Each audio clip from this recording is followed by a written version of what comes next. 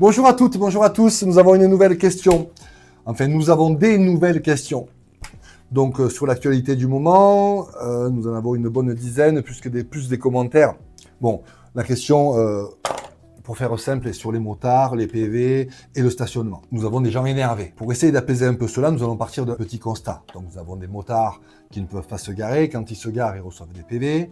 Nous avons des habitants de centre-ville ou ailleurs qui sont un peu gênés par les deux roues sur les trottoirs, pour les poussettes et tout ce qui va avec. Nous avons des commerçants à qui ça peut gêner. Et à côté de cela, de plus en plus de gens se déplacent en deux roues. Ça, c'est un constat. Si nous prenons la ville de Cannes, un peu plus de 67 000 habitants, on s'aperçoit qu'il y a 3500 places pour les deux roues.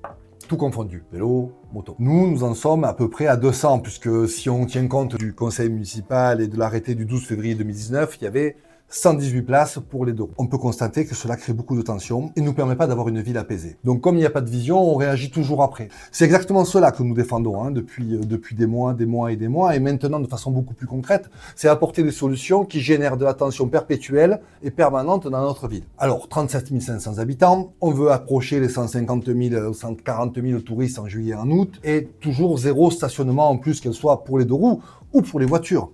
Aucun parking de rétention, aucune capacité à pouvoir venir se garer en toute sérénité sans prendre un PV. Cela a plusieurs effets. Un effet où, à un moment donné, tout le monde est tendu, nos habitants, nos commerçants parce qu'ils travaillent moins, et puis ceux qui se déplacent. Alors la vision, elle est à 360 pour nous, vous le savez, on a une vision large, elle part du début jusqu'à la fin.